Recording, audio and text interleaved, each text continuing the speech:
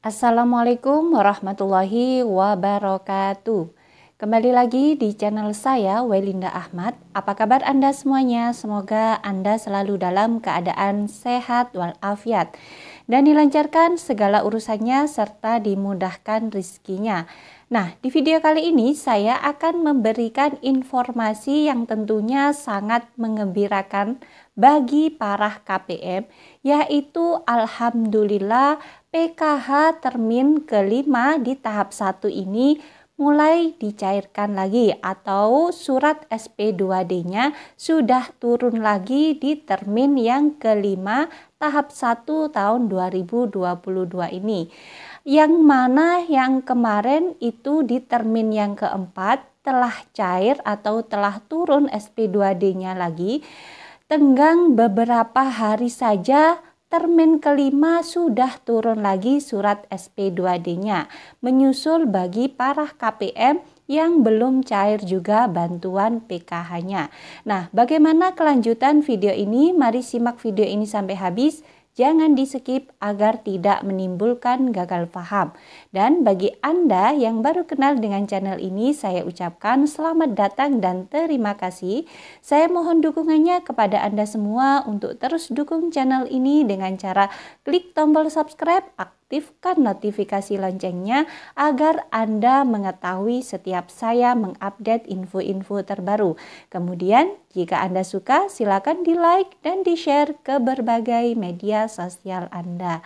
Nah, baik sahabat YouTube, alhamdulillah kini termin kelima di PKH tahap 1 2022 sudah mulai turun SP2D-nya. Nah, tidak lama lagi maka bantuan PKH tersebut akan dicairkan oleh bank-bank himbara di daerah Anda masing-masing. Nah, tentu saja ini kabar yang sangat menggembirakan bagi para KPM PKH yang terus menanti-nanti kapan giliran saya dicairkan bantuan PKH-nya. Nah, terbukti kemarin di termin yang ketiga, antara ketiga, keempat, dan sekarang kelima itu jaraknya tidak jauh-jauh sekali atau hanya selang beberapa hari saja sudah diturunkan lagi SP2D termin keempat, SP2D termin kelima. Nah, semoga saja besok-besok tidak lama lagi akan turun lagi SP2D di tahap yang ke-1 termin yang ke-6. Namun di sini saya akan menjelaskan di tengah-tengah kebahagiaan di pencairan termin yang kelima ini kok masih saja bantuan PKH-nya banyak yang cair tidak sesuai dengan komponen yang Anda punya. Nah, ini apa penyebabnya kok bisa seperti itu? Padahal misalkan saya punya komponen anak SD dan balita. Kenapa yang cair hanya anak SD saja Rp225.000, sedangkan yang balita tidak cair? Kenapa? Alasannya apa? Nah, tentu banyak sekali KPM yang menanyakan hal tersebut atau ada unek-unek dalam hati yang mungkin belum diketahui atau mungkin belum sempat bertanya kepada pendamping PKH-nya atau mungkin di daerah Anda pendamping PKH-nya kurang informatif terkait informasi bantuan-bantuan, mengapa kok banyak sekali yang tidak sesuai dengan komponen yang seharusnya cairnya itu sekian kok hanya segini, misalkan seperti itu ya. Nah, di sini saya akan membahas secara tuntas kenapa penyebab hal tersebut bisa terjadi di pencairan PKH Anda kali ini. Nah, baik sahabat YouTube, banyak sekali yang mengeluh kesahkan tentang pencairan bantuan PKH kali ini. Baik itu secara langsung KPM saya sendiri maupun para subscriber yang ada di YouTube channel ini. Tentang kenapa kok pencairan saya kali ini banyak sekali berkurang atau tidak sesuai dengan komponen. Padahal yang pencairan di tahap yang sebelumnya itu sesuai. kenapa kok di tahap yang sekarang itu banyak yang tidak sesuai? Nah, begini sahabat YouTube, saya akan menjawab semua pertanyaan-pertanyaan tersebut atau menjelaskan kenapa hal itu bisa terjadi.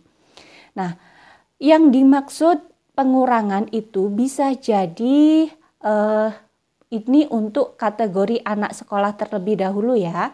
Misalkan anak Anda itu sekolah SD dengan SMP. Kalau SD kan mendapatkan Rp225.000, sedangkan SMP mendapatkan Rp375.000. Nah, kalau dijumlah itu ada sekitar 500 lebih. Kenapa kok cairnya hanya Rp200.000? Sedangkan saya punya anak SMP kok tidak cair. Di tahap sebelumnya lo cair-cair terus, kenapa sekarang kok berkurang? Nah, itu penyebabnya bisa jadi sahabat YouTube, nama atau nomor NIK anak Anda yang ada di sekolahan itu mungkin saja tidak sinkron antara di data Dapodiknya atau simpatikanya. Jadi data yang ada di sekolah NIK-nya itu tidak sinkron atau belum teronline-kan antara data di sekolahnya dengan data yang di Dapodik atau data yang ada di Simpatika. Kalau di Dapodik itu misalkan sekolah yang negeri-negeri di bawah naungan Kemendikbud, kalau yang Simpatika itu di bawah naungan Kemenak. Misalkan sekolah-sekolah agama atau sekolah-sekolah swasta. Jadi nomor NIK-nya itu bisa jadi tidak sinkron antara data yang di sekolah dengan data yang di Dapodik maupun data yang di Simpatika. Jadi solusinya bagaimana kalau hal itu terjadi? Anda bisa langsung mendatangi ke sekolahan, tanyakan ke operator sekolahan apakah data NIK anak Anda itu memang belum online antara di data sekolahan dengan di data Dapodik atau di data Simpatikanya. Jadi ketika di situ diketahui oh ternyata nomor NIK anak Anda itu belum sinkron. Nah, patut saja bantuannya tidak bisa cair di tahap yang sekarang ini. Karena Kementerian Sosial sekarang itu mencairkan bantuan anak sekolah yang data NIK-nya itu sudah teronline-kan antara di data NIK sekolah dengan di Dapodik dan juga di Simpatikanya. Jadi silakan dicek terlebih dahulu apakah nomor NIK anak Anda di sekolahan itu sudah teronline-kan atau belum. Kalau biasanya itu tidak cair bantuan PKH-nya, berarti itu tandanya belum teronline-kan antara di Dapodik atau di Simpatika. Jadi silahkan Anda menanyakan ke operator sekolahnya masing-masing. Kemudian untuk anak yang sudah mempunyai KTP baru, misalkan baru dibuatkan KTP secara kolektif oleh sekolahannya, nah itu gimana cara mengeceknya? Yakni mengecek kartu NIK KTP anak Anda itu lewat operator desa masing-masing dengan disinkronkan antara data yang di NIK DTKS itu dengan data yang di Dukcapil. Artinya nomor NIK anak Anda itu mungkin bisa atau belum terkoneksi atau belum sinkron dengan data yang di Dukcapil. Jadi solusinya bagaimana? Silakan datang ke operator desanya masing-masing, tanyakan NIK anak Anda apakah sudah sinkron antara data yang di Dukcapil dengan data yang di DTKS atau di DTKS dengan data yang di Dukcapil. Jadi kalau belum sinkron ternyata silakan untuk meminta tolong menyinkronkan antara data yang di KTP anak Anda dengan data yang di Dukcapil. Nah, kemudian apabila yang tidak cair itu adalah komponen anak balita, bagaimana cara untuk menyinkronkan? Silakan juga datang ke kooperator desanya masing-masing, bawah kakak Anda kakak anak Anda itu nomor NIK-nya agar dipadankan antara di data DTKS atau di data KK tersebut dengan di Dukcapilnya. Bisa jadi nomor NIK anak Anda yang balita itu belum terupload di Dukcapil masing-masing, sehingga bantuan PKH-nya belum bisa dicairkan di tahap yang ke-1 termin ke-5 ini. Jadi itulah solusinya agar supaya bantuan Anda bisa cair sesuai dengan komponen seperti pencairan sebelum-sebelumnya. Baik sahabat YouTube, itu saja informasi yang bisa saya sampaikan terkait pencairan bantuan PKH di termin yang kelima atau keempat atau ketiga yang bantuannya tidak sesuai dengan komponen yang Anda punya. Itu tadi yang pertama, silakan datangi ke pihak sekolah apabila nomor NIK tidak sesuai dengan Dapodik atau Simpatika.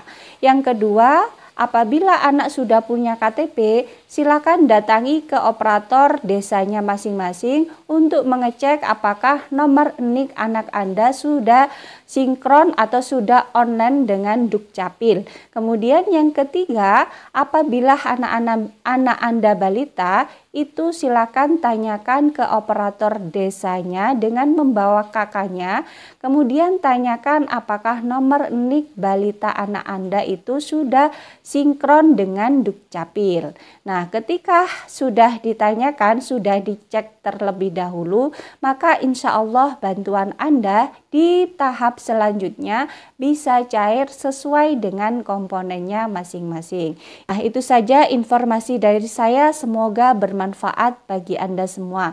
Dan bagi Anda yang baru kenal dengan channel ini, jangan lupa tinggalkan jejak dengan cara klik tombol subscribe, aktifkan notifikasi loncengnya agar Anda mengetahui setiap saya mengupdate info-info terbaru. Kemudian jika Anda suka, silakan di like dan di share ke berbagai media sosial Anda. Dari saya, wallahul muwafiq ila aqwamit thoriq. Wassalamualaikum warahmatullahi wabarakatuh.